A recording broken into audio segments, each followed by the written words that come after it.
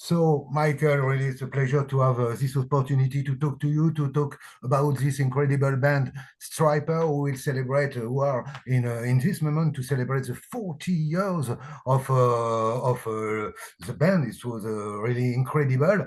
Perhaps my first question will be just a little presentation, who you are, and a little presentation of the band of Stryper for all the French. Well, my name's Michael Sweet. I'm a singer, guitar player, songwriter for the band Stryper. Original member. I formed the band with my brother Robert. We used to be called Rock's Regime prior to Stryper, and we became Stryper in 1984 and released our first album, Yellow and Black Attack. And as they say, the rest is history. Here I am, 41 years later.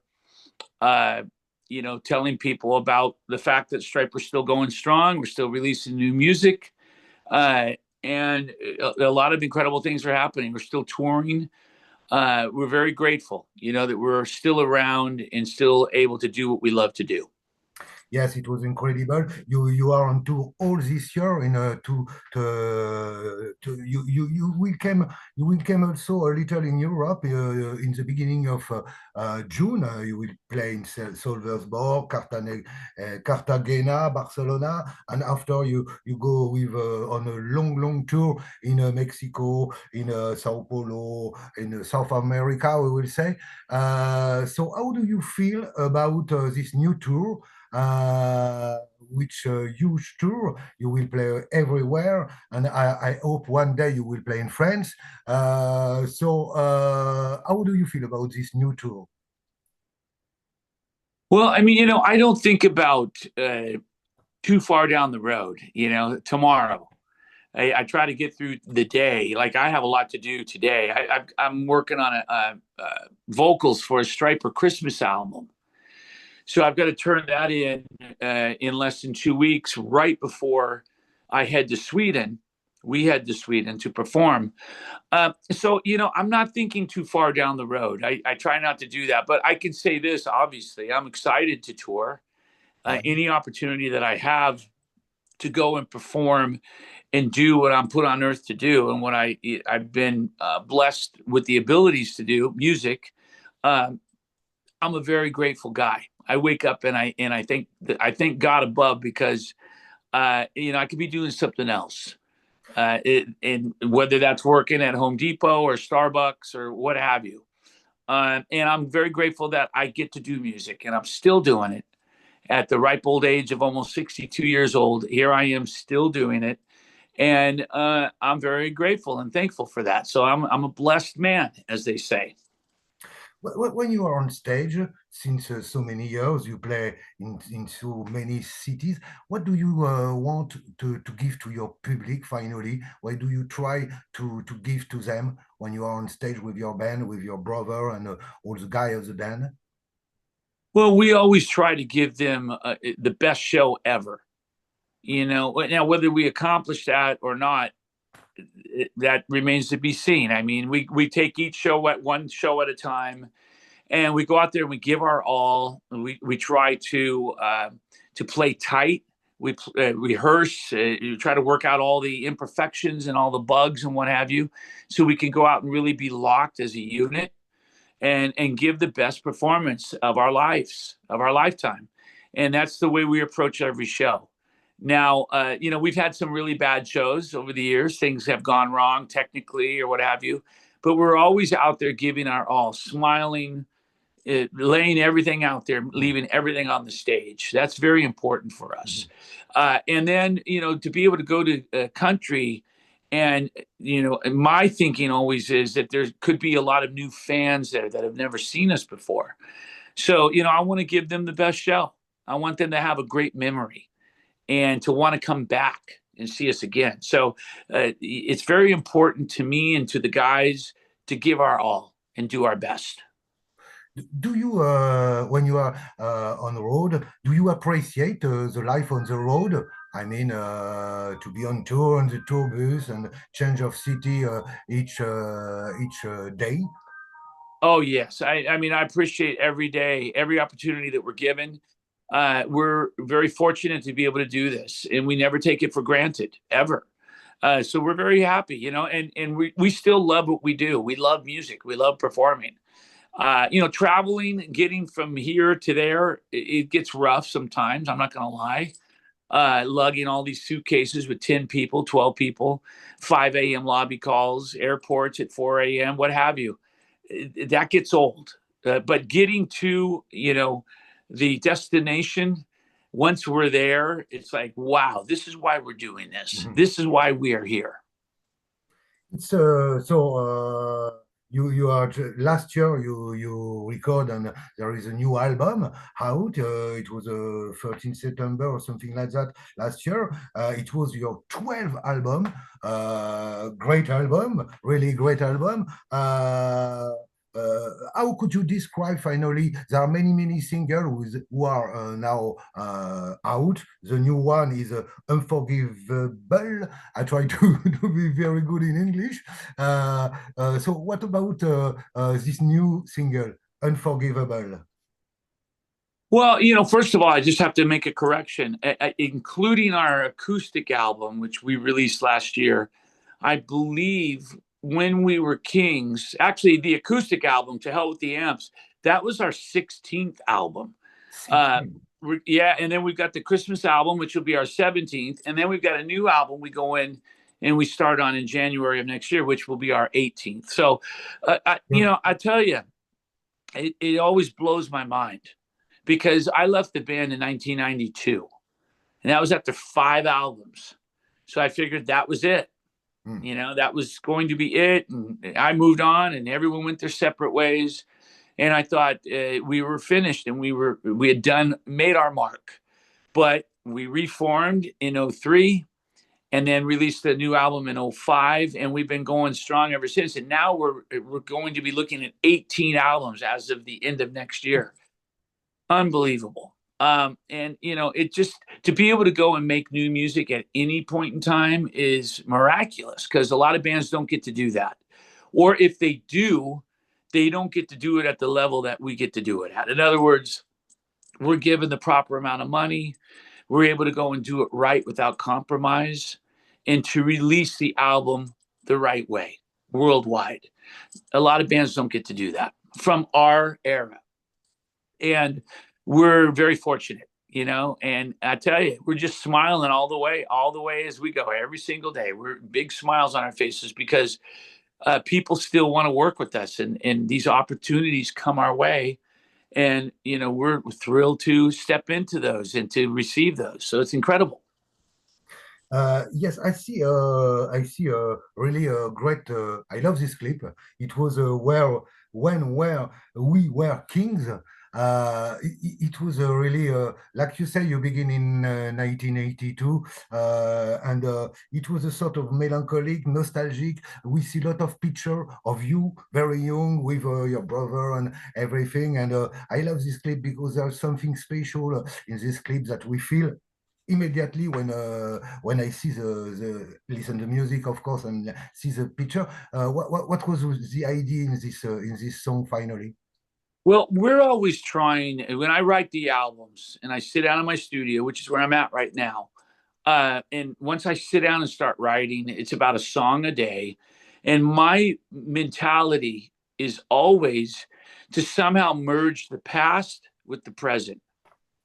And that's important to us. In other words, to still have a little bit of the sound from the past, and even the look to some degree, yellow and black, but more so the sound. And at the same time, sound like we're still in 2025. We're not in 1985. That's important, to sound a little more modern and to have a little bit more relevance. And we do our best to accomplish that. And that's what we did with when we were Kings. We tried to merge the two, classic sound with a modern sound. And I think that we've been doing that very well lately. Very, very well. And I'm excited about the next album because I think we're getting better as we go. We're learning the process, and we're learning how to somehow retain our old fans, our old fan base, but yet also gain a new fan base. Mhm. You know, people that want to hear something a little heavier or a little more modern. It's a fine line. You got to be careful. Some bands from our genre, from our era, they've changed completely, and they're not even the same band, and they sound like a modern rock band or even a country band or something entirely different. Stryper still is Stryper. You know who it is when you hear it, but it's got modern flavors as well. You tell me about this new album for Christmas. You are recording the album just now in this time. What was the idea? It was for celebrated Christmas time, of course, but you like to do an album for this period with celebrated in all the world and with all parties in family, I will say. Is it important for you to get this new album to give this new album to your public? Oh yeah, absolutely. I mean, we've talked about a Christmas album since 1985. We released the Christmas single in 85 called Reason for the Season, and on the flip side was Winter Wonderland. And the demand was so high, people loved it so much, and we never did anything else. We never followed up on a Christmas album, but we talked about it. And the Christmas album is one that lives on year after year after year. You know, every single year people will listen to it, people will play it, and it becomes part of their Christmas every year. So that's why it was important for us to do it. And it's going to be a great album. It will come out this year, most likely. If I had to say, first song in October, second song maybe late October, early November, and the album itself will come out in November. So it's going to be available this year. We can't wait for people to hear it. There's 5 traditionals and 5 originals, and we 2 of those 10 is a remake of Winter Wonderland and a remake of Reason for the Season. So what is incredible that in the band you do many things. You produce, you write the song, you sing the song, you play guitars, and you go in studio and you control everything in the studio. That you are also the recording, the producer of the album. Was it a huge job? How did you do all these things? And since a long time you record the album of Stryper. Well, I grew up in a studio. When I was a kid, just a little boy, my dad used to record. My dad's a singer-songwriter, and he would go into a studio, local studio, and have a week-long session or whatnot and record, and I would go with him. And then as I got older, I started playing on his sessions. And so I grew up in a studio, literally my entire life. And we started working with producers back in the 80s. And as we were working with these producers, nothing against them, they're great. They did a lot for the band, obviously. But I realized as I'm in the studio, I'm saying to myself, this is all stuff I've already done. I've already seen this. I've already learned this. I grew up in a studio, and I know what to do and how to accomplish it. And we basically have everything worked out. So all the producer has to do with Stryper is record us, because everything's worked out. They don't have to direct us. They don't have to say, do this or try that or that. No, don't do that. Don't do that. And that's how it was with producers. We would go in and record, and they would basically say, yeah, that's great. Next. And the process was that way. And we started realizing, like, producers are very expensive. You can pay them anywhere from $50,000 to $150,000 or $200,000 or more as an advance, and on top of that, points on every album sold, 3, 4, 5, 6 points.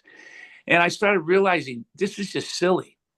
I'll do this on my own, and we'll save a lot of money, and we'll produce albums that are just as good. And that's what we've been doing ever since 2005. I've produced all the albums. Of course, they've gotten better as we go. If you listen to When We Were Kings and compare it to Reborn, you're going to hear sonic differences for the better on the newer stuff. But you know what? We know what we're doing, and nobody knows how to do it better than us. So that's why we keep it in house. You know the time in the 80s how was you record the band. It was really different from now, and now there are a lot of bands who record in a home studio in a house. How do you feel about that? The new world, I will say, of recording, of music, of everything changed compared to 40 years ago. It was incredible. How do you feel about that? Well, I mean, it's not for everybody. You can usually hear sonically who is a novice and who is a professional.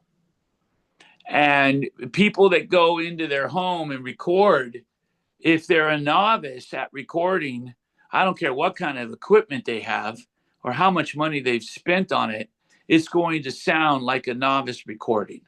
Mhm. There's going to be a quality loss.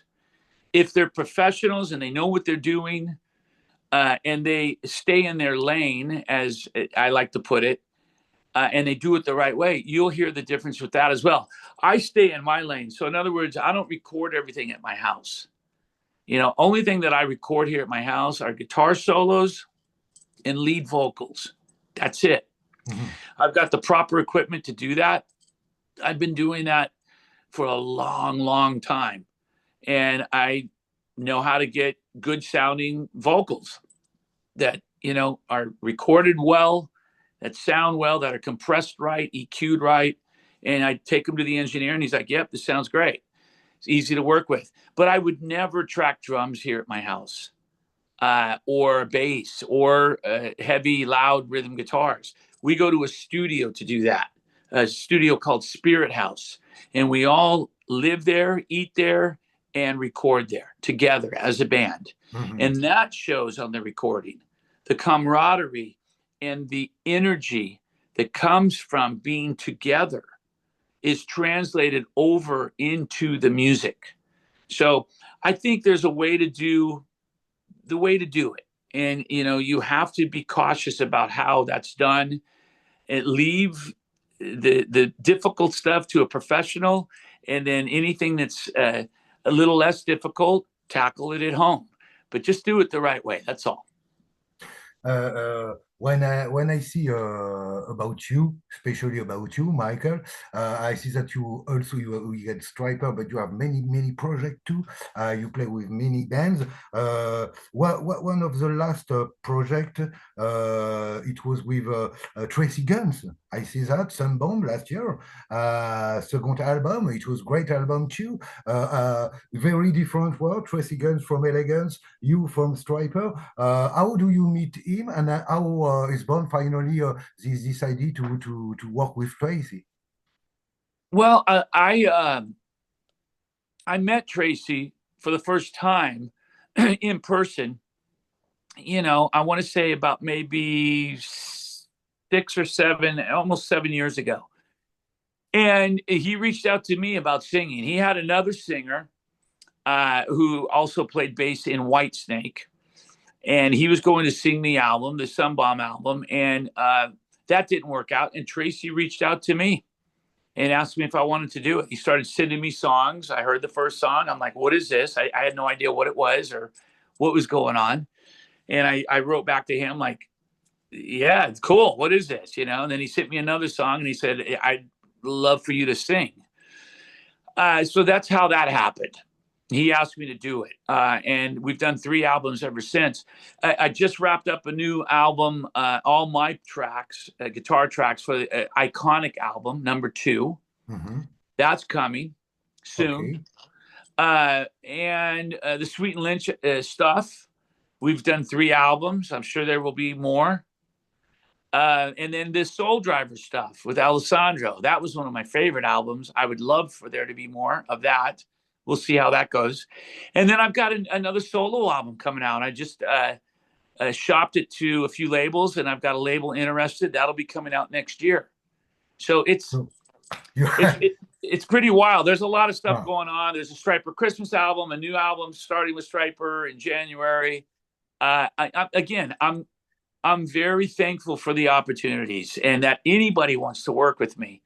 You know, I'm a mediocre singer and a mediocre guitar player, but I strive for excellence.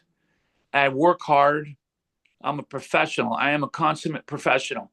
In other words, if you hire me to do something, it's getting done according to exactly when you wanted it done and according to exactly how you wanted it done. So I'm a pro. I'm going to give myself that, and I work hard. I'm a very hard worker. There's no sleep in my world, no rest. It's work, work, work, and I love it that way. Mhm. So I think that might be why people want to work with me, and hopefully a little bit of it is because they like my voice or like my playing. And I'm just thankful for what I have, man. There you go. Yeah, it was really incredible. First time you play in Paris, it was in 1987, the 7th of June, in the Locomotive, very Yeah. nice place. I was there, I see you on stage. It was a great show. Do you have a remembering of this show? What when I say that, when I say that, what do you think about this show, about this time, this first time in France? I remember it was very electric. That's the only way I can describe it. Electric, high energy. And I remember thinking, oh, wow, first time in France, being a little nervous, a little apprehensive. Always is whenever we go to a new country to perform. I don't care where it is. I remember the first thing I wanted to do was get coffee. I had to try French coffee. And I wasn't let down. I love strong coffee. And my wife is French. My wife's maiden name is Champagne, and Lisa Champagne. We say her name is Lisa Champagne Sweet, and she's French. And we just went to Paris with her dad and myself, and we have a very close connection with France. So it's really cool, and I hope we can come back and perform again. That would be amazing. Yeah, so French. It's a pleasure to know that you have a French wife. Incredible. So I suppose you like champagne. Well, I'm not a big champagne guy. And that's before I met my wife, Lisa Champagne. I I've never been a big champagne guy, but I tell you what, French food. Oh my gosh, when we were there visiting a few years back, we ate a lot. We went to a lot of restaurants, and the food was just incredible. So we had such an amazing time, and we share photos from that trip together all the time. Really cool. Just about because as I said, you play in many bands and you play in a huge band. It was Boston for many years. You became the singer of the band. Tom Scholz wants you. He said that you are incredible. I read that in many interviews of him. He said that it was a shock for him when he see you and he wants you. How was this incredible experience, this fantastic experience to with this Boston band? Well, that was interesting in the best of ways. Wild. It was a tough time for me. I was a caretaker for my wife at the time, who was sick with cancer, and I wrote something. Brad had committed suicide. The original singer, Brad Delp, and I wrote something about him, and just from the heart. And I guess Tom's wife, Kim, read it and was moved by it, and reached out and asked me if I would come and sing at what was supposed to be their last show here in Boston. Mhm. And they had Sammy Hagar coming and Wilson coming, Mickey Thomas coming, a lot of different singers. And what happened as the time drew near for that show, singers dropped out. They weren't able to make it. So they asked me if I could step up and perform the songs everyone was going to sing. So I wound up singing I think 7 or 8 songs. And I learned everything on guitar. They didn't know I played. I learned everything on guitar and walked in, and the show went so well. Afterwards, Tom Scholz came into the dressing room and said, "This was so incredible. We want to continue on, and we want you to join the band and be a member of Boston. And I did. Although it was a difficult time, again, with my wife being sick, I was in the band and we toured throughout 08, 56 shows with Styx. And what a time that was, you know. And I'm no longer a member of Boston, but that was growing up my favorite band. And to be able to fulfill that dream of playing with my favorite band and in my favorite band was just incredible. Just about one or two questions. Of course, you are a Christian band. Everybody knows that now. But when I see all the story of Stryper, I think, do you have the impression, finally you are a precursor, a sort of pioneer? Because I remember that there are, I know only Stryper, the Christian band at this time in the 80s.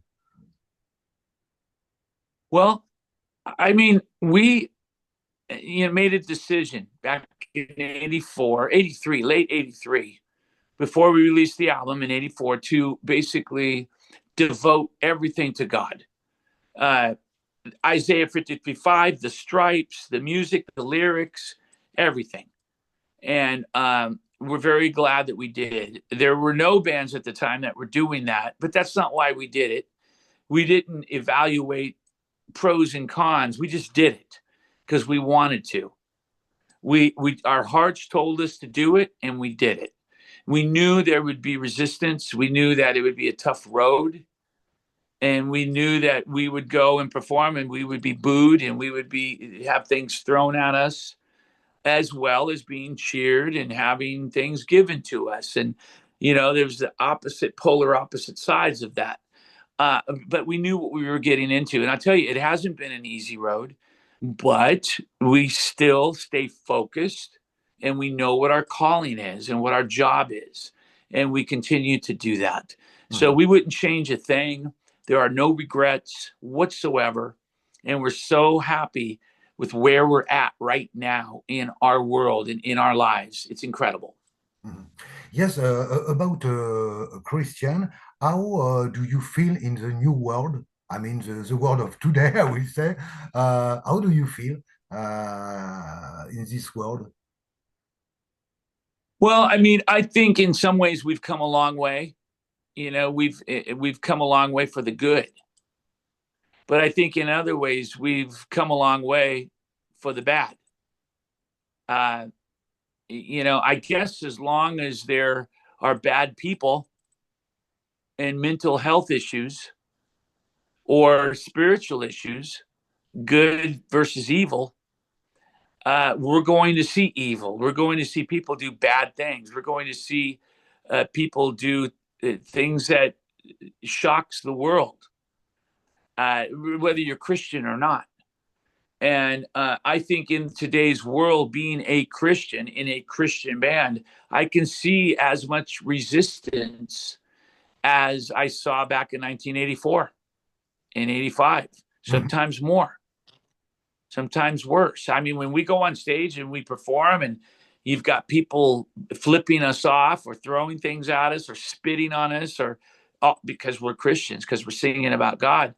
I mean, that's pretty hard to take and pretty hard to see and very hard to understand.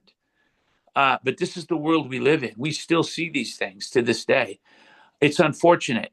But only thing we can do as good people is fight the evil, fight the bad, stand up against it, take a stand for what is holy, what is good, what is pure, what is right.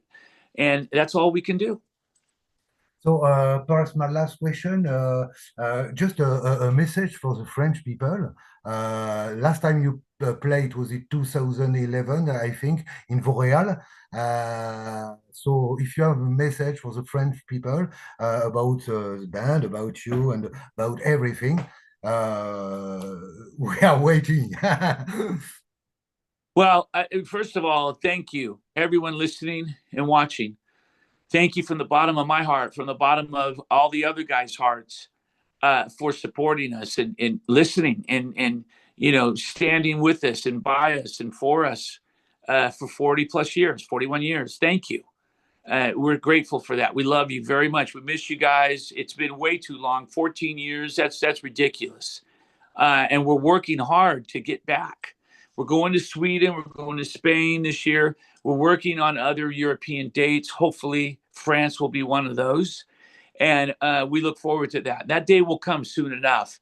And when it does, we look forward to seeing you there. You guys come out and see us. I wish I had the time to go take a walk with everybody coming to see Stryper. We could go get a cup of coffee, French coffee, and sit down at a table and hang out. But that might be difficult if it's 1,000 people or more, I will bring the coffee. Yes. So really, Michael, thank you very much for this interview. It was really nice and interesting to speak to you, really, really, really. And hope to see you very soon in Paris also. I look forward to it, my friend. God bless you, and thank you for your time and wanting to talk to me. And we will be in France soon enough, okay? If it doesn't happen this year, hopefully it's going to be next year, but it's going to be soon. It definitely before we're too old to come and we hang it up. We're coming back to France, okay? God bless you. Thank you very much. Bye-bye. Thank you.